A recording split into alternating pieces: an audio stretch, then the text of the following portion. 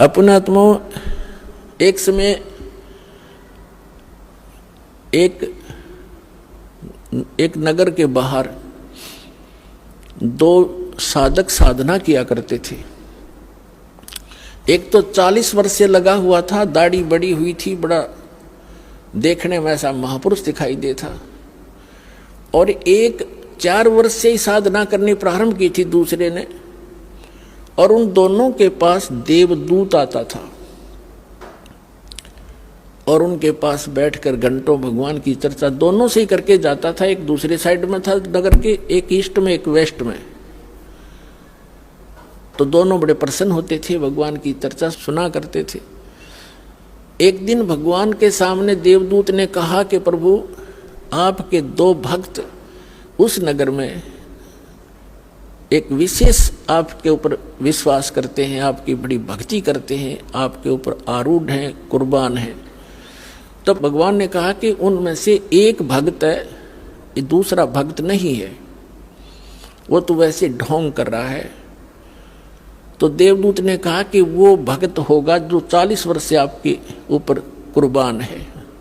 पर भगवान ने कहा कि नहीं, जो 4 वर्ष से लगा है ना, वो है भक्त। अब ये देवदूत का बात गले उतरे नहीं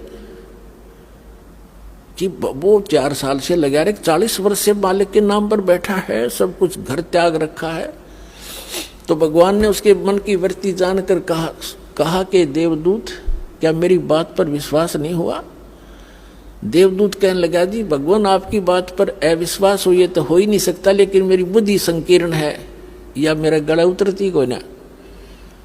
तो परमात्मा ने कहा कि आप किस टाइम जाते हुआ? वहां पर के 1 बजे से जाता हूं, कि आज तू 2 घंटे लेट जाना और देर से जाना। देर से जाने का वो कारण पूछेंगे तो ये बताना कि आज भगवान ने ऐसा ऐसा किया, फिर उनकी दोनों की जो प्रतिक्रिया हो वह मुझे बताना।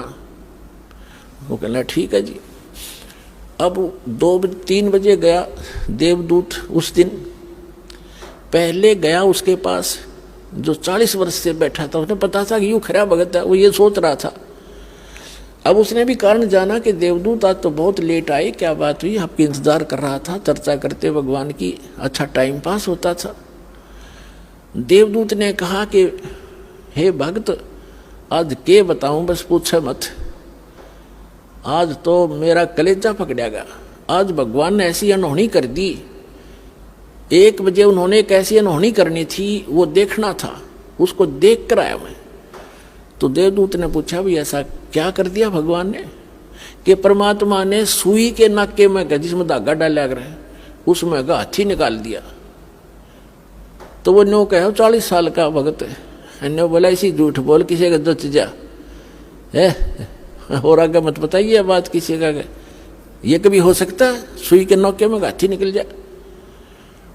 अब देवदूत का बात याद आई भगवान की, कि तो डांगर बैठे है, बता, जब इसने इतना विश्वास नहीं, भगवान क्या नहीं कर सकता, खाक भक्ति करेगा। तब उसकी दिमाग का शकरू सीधे हुए उस देवदूत के कि भगवान ठीक कह रहा था। फिर गया दूसरे के पास। अब उसके मन में ये थी कि दूसरा तो और भी गलत बोल लेगा, जो 4 वर्ष से लगा हुआ था।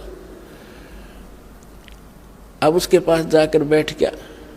उसने भी पूछना ही था कि देवदूत बहुत लेट आए, क्या बात हुई, कुशल तो हो? उसको उन्होंने भी उसको ऐसे ही बताया कि ऐसे ऐसे परमात्मा ने एक लीला करनी थी 1 बजे, और मैं उसको देखने के लिए रुक गया। तो उन्होंने पूछा क्या लीला थी, बताइएगा।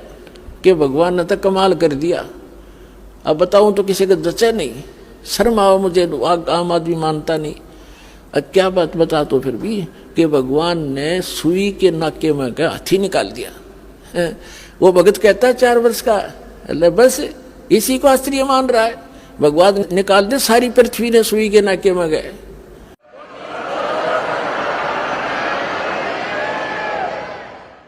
तो देवदूत ने सीने से लगा लिया उस भगत को कि धन है तेरे माता पिता जिनसे जन्म हुआ, भगत होती सा हो।